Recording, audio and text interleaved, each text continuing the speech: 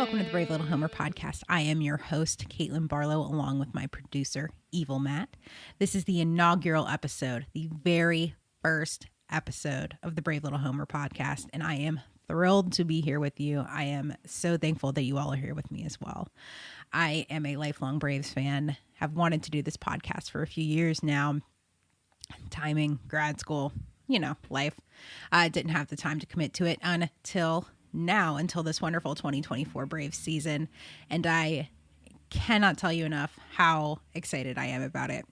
So let's hop right into it, shall we? I want to tell you guys a little bit about myself, a little bit about my baseball sports background. So you can kind of get to know me, kind of get to know my perspective and where I'm coming from. A lifelong Braves fan. I'm coming to you guys live. Just kidding, it's not live. Y'all know that, it's podcast. I'm coming to you guys from the old home of the Atlanta Braves farm team, AAA farm team, I should say, Richmond, Virginia. It's where the love began, although it is a family thing. My grandfather was a Braves fan. My father is a Braves fan. I obviously am a Braves fan. We would go to the Richmond Braves games all the time because as kids growing up, my dad went to Richmond Braves games, or games at Parker Field, I should say.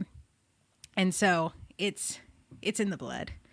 And aside from that, I have been in a sports family my entire life.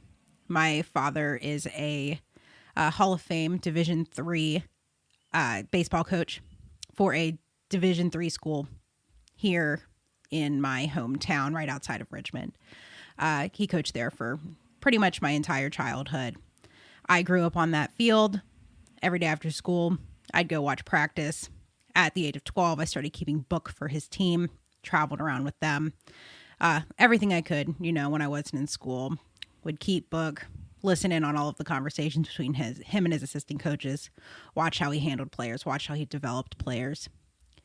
I also started to coach at his baseball camps and at other softball camps as well, teaching fundamentals of the game, coaching younger kids in their developmental years about the game of baseball.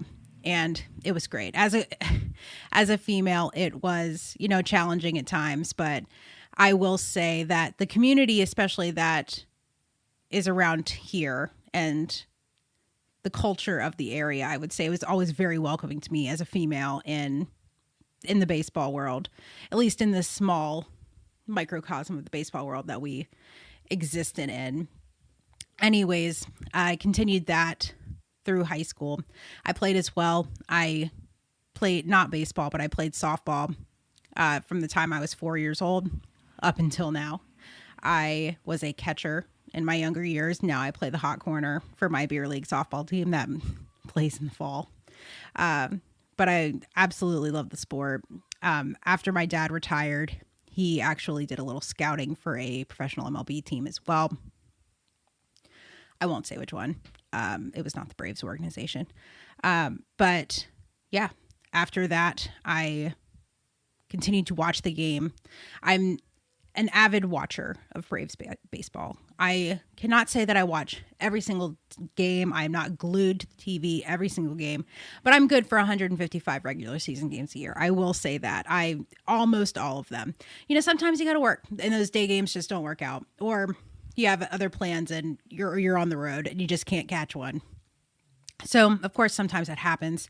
But again, I'm good for 155 of them. And of course, all the playoff games. I will take off work for the playoff games if that is a problem. Even though last year we did not get Jones the way that we have been, and we did get some primetime slots. A couple years ago, those day playoff games were wild. Regardless, that's a different rant for a different day.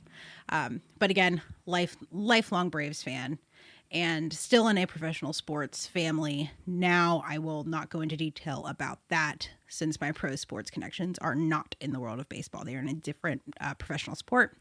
Regardless, the point is that sports are a huge part of my life. I am a huge fan of sports and the community and collectiveness and fun, the competition, everything about it has always been such a huge part of my life. And I am so excited to be here with all of you and get to share my love of the Braves with you guys once a week to start.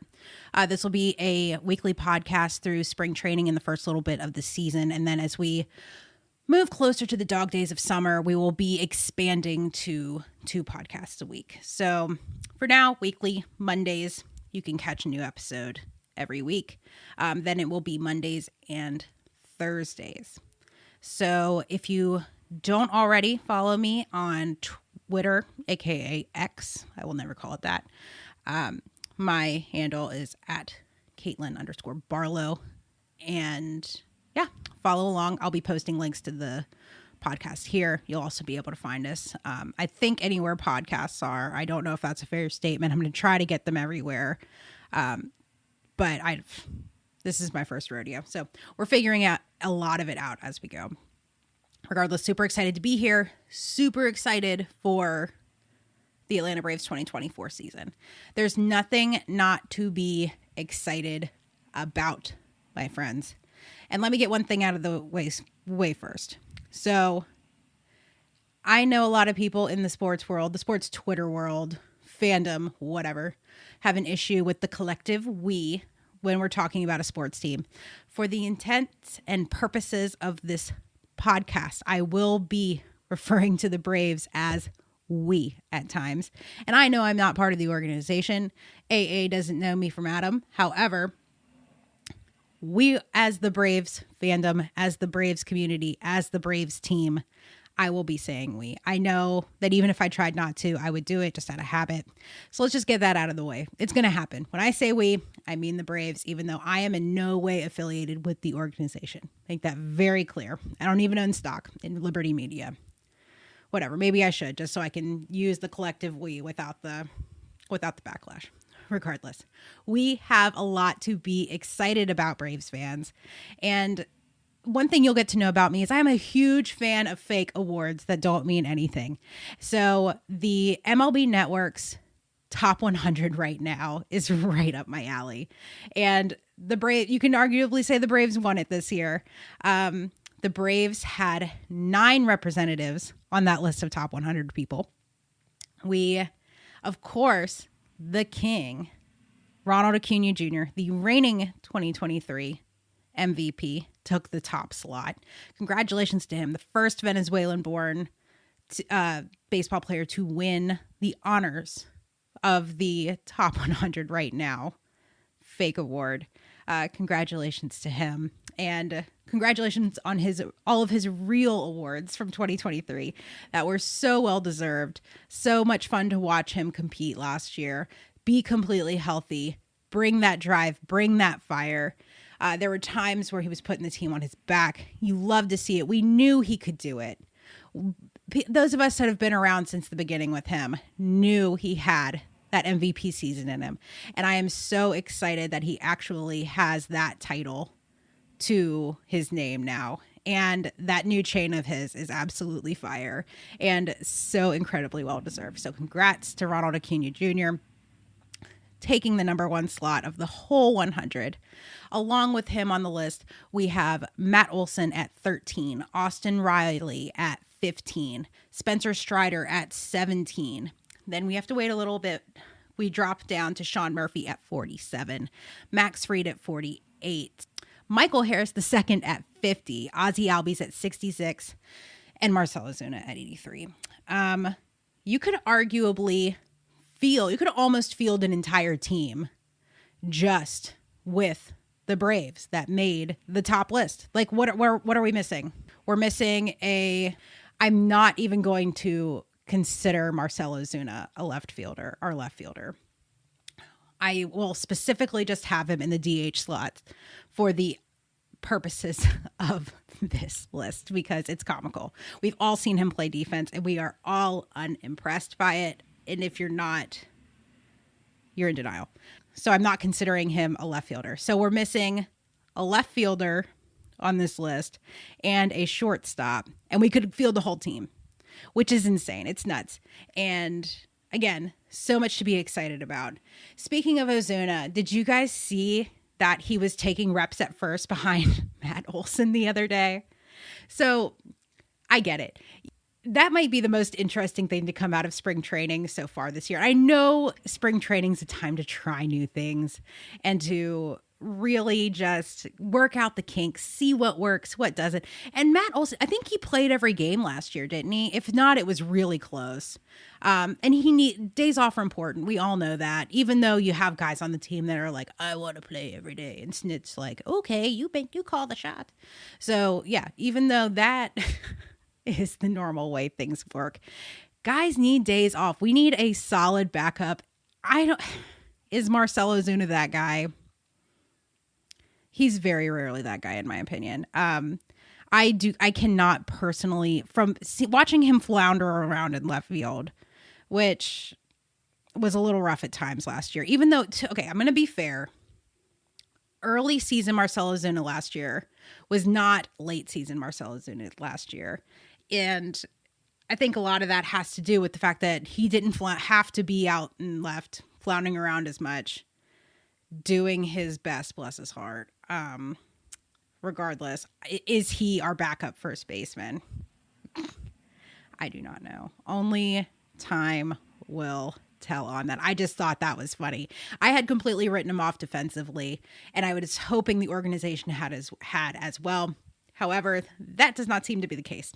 So let's see. Well, will we see Marcell Ozuna as a first baseman to give Matt Olson time off? We will see. That was just funny. Regardless, back to the list. So 9 guys made the top 100. And again, as a fan of fake awards, I'm psyched about it. You can't not be excited about something like that heading into 2024. 2023 was a great season. We did not win the World Series. That is always the goal. And when that doesn't happen, it's disappointing, and it's okay to be disappointed by that. I am a fairly positive Braves fan. You won't see me moping. Like, I don't know.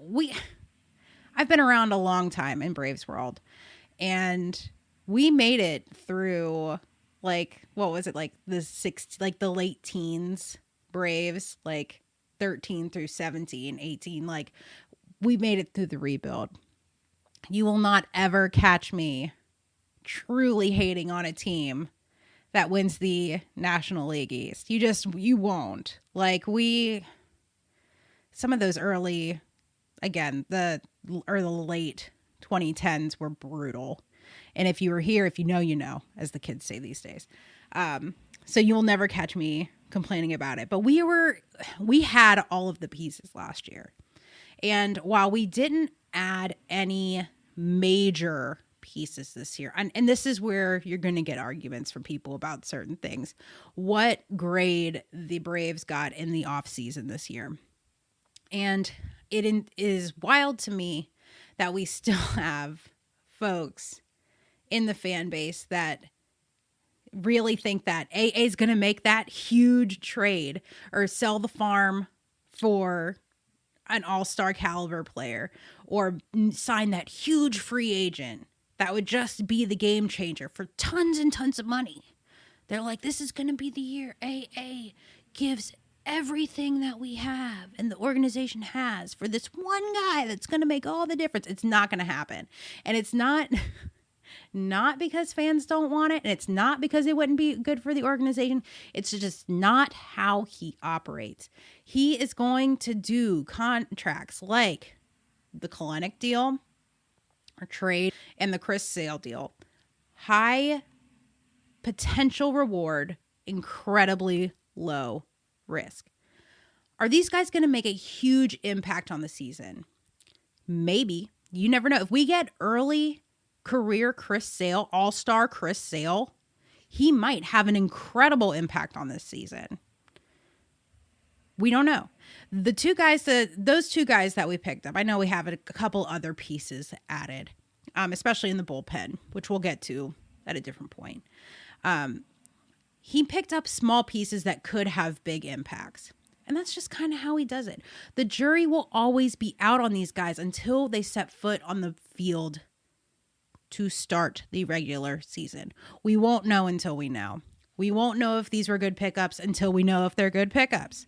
And that's just kind of how he rolls. If the day that AA signs this blockbuster deal, well, I think that somebody should probably check on hell because the snowballs are freezing down there.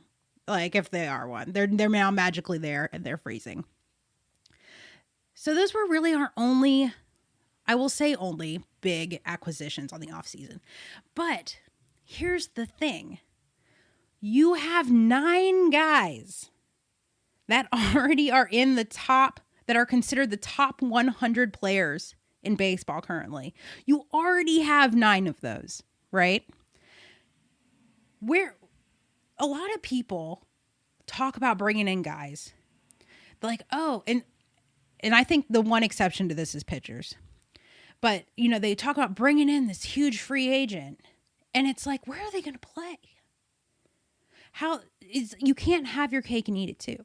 You can't have your young guys developing, getting time when they need to. Your old faithfuls that have proven to do an amazing job and know what they're doing, getting the playing time they need, and just randomly squeeze in these people that are like the blockbuster trades. Something's got to give. You can't keep all of your players that you've loved and that the fans love and add more pieces. There's a 40-man roster for a reason. Like, or not, well, there is a reason. But more so, you have to operate within the confines of the rules. And we all know that. And I know it's exciting to get those big contracts, big names in. But again, that just isn't how AA has proven to do things. So I don't know why we keep getting disappointed about it. Regardless, another thing. So those are the ads this offseason. We have our solid core guys that we're super excited about, that everyone in MLB is acknowledging as being amazing. You have our couple little pieces that could make our rotation better, that could, you know, be defensive help. You never know. Again, we'll have to see. Only time will tell. The only things we've lost this year, besides one, which I will get to in a minute, are the smaller fan favorite guys. As we heard this past week, Kevin Pillar and Jesse Chavez were signed by the Chicago White Sox. And that is very disheartening to us all. We all have grown to love those guys. But again, we know AA. Do not count them out. Like, I would bet my bottom dollar that Jesse Chavez is back in a Braves uniform by the trade deadline. It's just normally what tends to happen. The boy always comes home. So while it's okay to be sad, I'm not willing to write him off as a true loss until he ends the trade deadline passes and he's not in a Braves uniform. My mother is a huge Jesse Chavez fan, by the way. So you'll see a lot of Jesse Chavez love on this podcast. But so we lost those 2 guys, and like a utility guy and a bullpen arm. Again, fan favorite. Those are more emotional losses, in my opinion, than anything else. Besides, Pillar really did step up towards the end of last year and really came up in some big spots and helped us when we needed the help. They're both great team guys.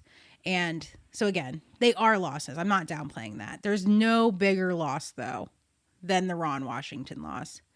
And I cannot tell you enough how much that he will be missed by Braves country. And I am so depressed knowing that we will not see him windmill in our guys' home around 3rd this year.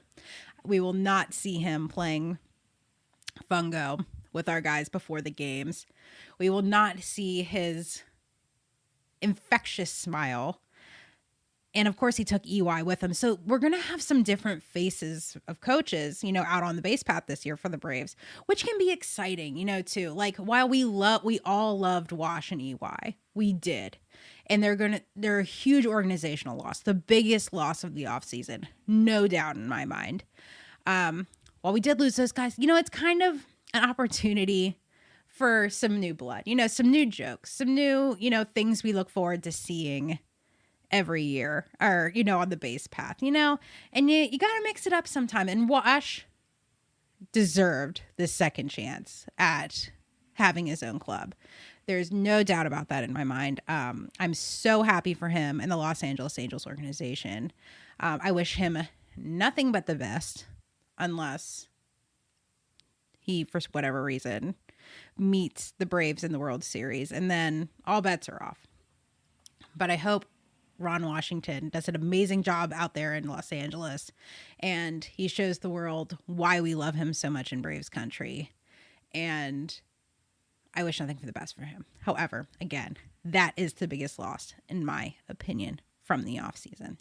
So we had our third base coach gone, a couple small losses here and there, that we didn't re-sign, or, whatever. The small, none of our core guys, none of that top 9 that makes the Braves the Braves for the past 4 or 5 years.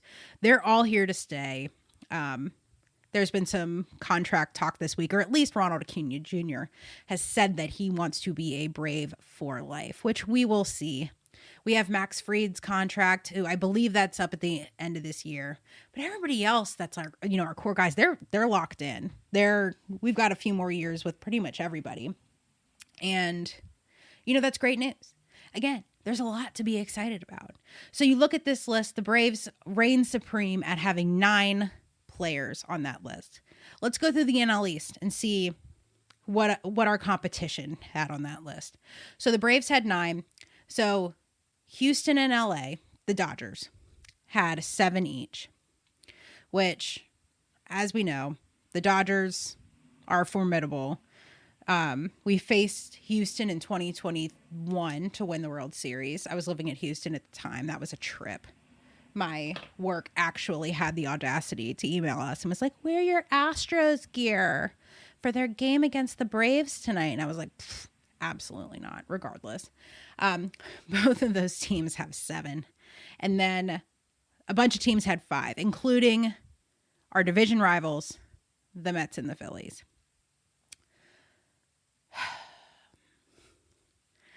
The Mets and their downfall in 2023 might be one of my favorite things ever.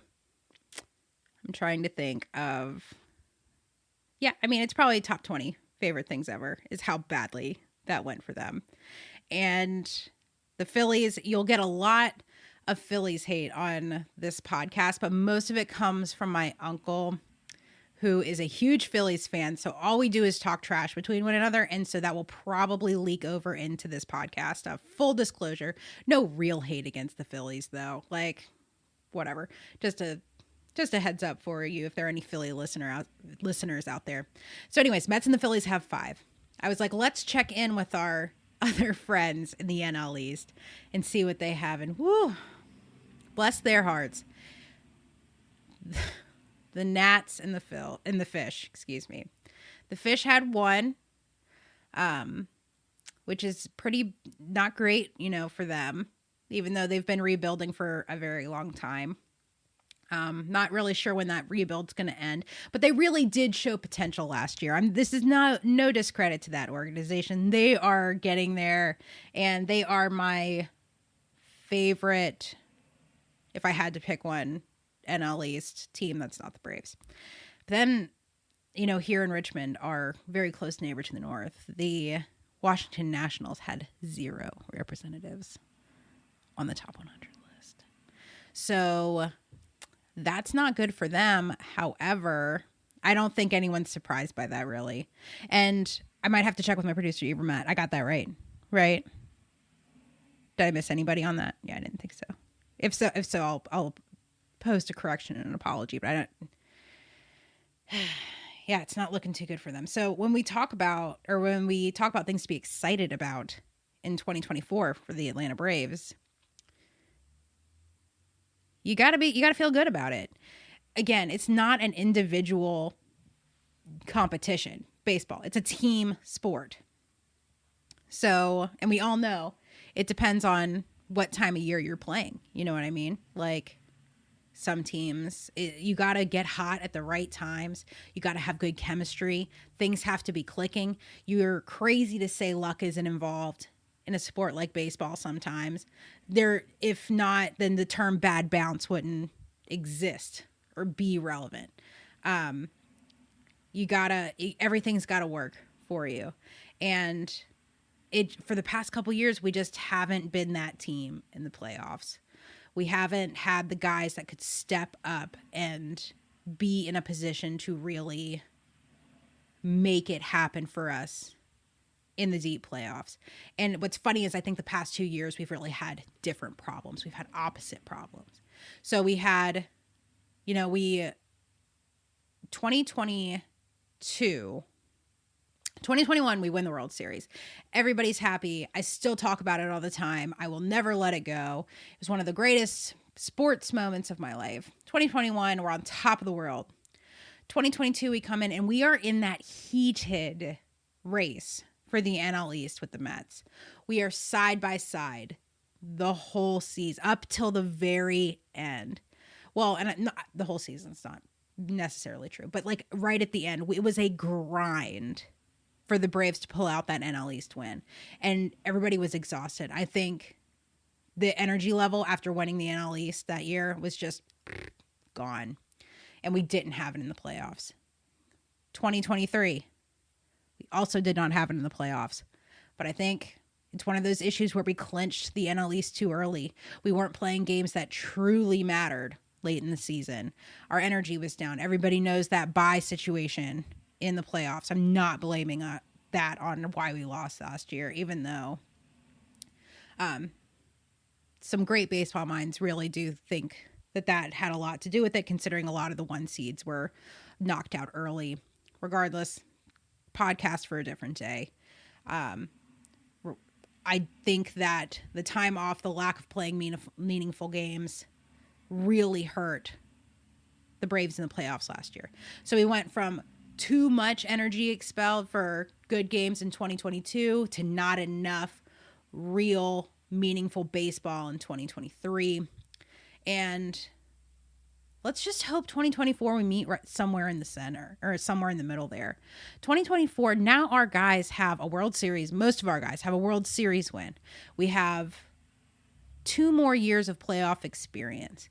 We have another year under our belt of playing together, of getting to know one another. That's another big thing about not picking up too many guys in the offseason is there's nothing that's really going to mess up your clubhouse chemistry. Nothing that's really going to disrupt the clubhouse culture. The guys you're playing next to. They've proven to want to go for war for each other time and time again. It's a silver lining that goes with not picking up huge things in the offseason. And of course, if we had signed somebody huge, I would be sitting here right now being like, oh, it's amazing. We signed XYZ. And can you imagine how much better our chances are this year? I would be doing that, but we did not. And it's fine. We are going into 2024 with a solid team, a completely solid team. And this podcast is called the Brave Little Homer Podcast. And so I'm a homer, and I'd say I wouldn't trade our starting 9 for anybody else's in the league. And I do mean that. And, speaking of this list, so we have they love to break off tiny chunks of these lists too. They love to, not just give us the guys, but like the next day they're like, oh, and these are your highest ranking trios.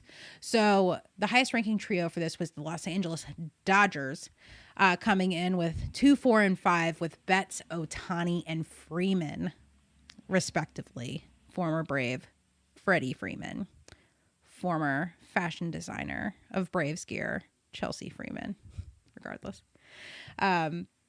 They took the number 1 slot, which they have 3 top 5 guys. You can't really argue that. Then you have the Yankees, our friends in the American League East, coming in with the 2nd top trio slot with 3 top 10 guys. Aaron Judge, Juan Soto, and Garrett Cole, 3, 7, and 9, respectively. Braves coming in 3rd with, of course, Ronald Acuna Jr. at 1st, Olsen 13, and Austin Riley 15. And if you look at that, you're like, oh, the Dodgers are the best team in baseball. They have 3 top 5 guys. The Dodgers continuously, year after year, spend, Add. All-star, all-star, all-star. Best of the league, best of the league, best of the league. And what do they have to show for it more than the Braves? What additional accolades, awards? What ultimately matters? World Series trophies. How many more of those do they have than the Braves? None. Will this be the year that changes and they add another trophy to their case? I have no idea.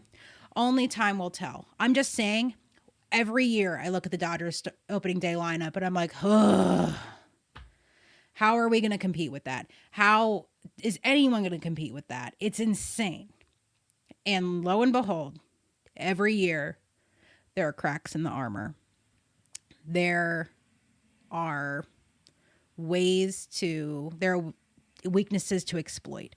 There are guys that you think are on top of the world that just don't show up when they need to be or need to be there. And it doesn't work out for them. The only World Series they have, in recent years which is what we're talking about here with the Braves since 2021, is the 2020 shortened season World Series, which you can say what you will about it and what you want to about it. But it counts just as much as our full season 2021 trophy. And I think it's time for a tiebreaker there. I think that while the Braves might have a lot more awards, first place finishes, things like that in the long run, what matters to most fans, for obvious reasons, is the recent years, is what's happening right now, what's happening in our current sphere of fandom. And I'd be excited if it ends up being the Braves and the Dodgers and the NLCS this year. I don't know if my anxiety can handle it, but I can tell you right now that's going to be one hell of a series. And if just guessing at, looking at opening day rosters, it's too early for us to really pick anything. But just looking at it, the Braves Dodgers NLCS is an obvious pick for me. We'll have to see how everything shakes out. But yeah, you never know. I think that's what's going to end up happening. I think my way too early World Series prediction for right now is going to be a Braves-Yankees World Series, Braves in 6. She's calling it now. What's the date? I think it's February. It's late February. I don't even know. I don't even know what day it is. Late February, way too early to call World Series. You heard it here first. Braves in 6. Braves over Yankees. And my friend Lisa, who is a insane Yankees fan, will not be able to change it to 28 championships. That's what I'm calling. All right. So that's all the time I have for today. We are going to do one silly little fun fact that I saw off of Twitter. The Brave Little Homers Twitter grab of the week. Did you guys see what Pablo Sandoval looks like? Former Brave, the Panda, Pablo Sandoval. Did you guys see the work that he's been putting in? The new physique? If you guys have not seen it, I encourage you to look up that tweet that shows him in a Braves uniform a couple years ago compared to his new look. Now he is looking great. We love Panda in Braves country. Wishing all the best for you as you move forward, as long as you're not playing the Braves. So that's it. Go check that out. Again, we love Panda. The Panda head. It's an iconic moment in Braves history. One day in the Braves Hall of Fame, we need to have the Panda head in a case for all to come see and love. Definitely. All right. Thank you guys so much for being here for the first episode of the Brave Little Homer podcast. Again, I am Caitlin Barlowe. Thank you to my producer, Evil Matt. We are looking for sponsors. If you'd like to sponsor an episode of the Brave Little Homer podcast, please reach out. The email is thebravelittle@gmail.com. And yeah, thank you again so much for being here. We are looking forward to seeing you all again next week, next Monday. And until then, stay hydrated, eat your Waffle House, be kind to one another. Go Braves.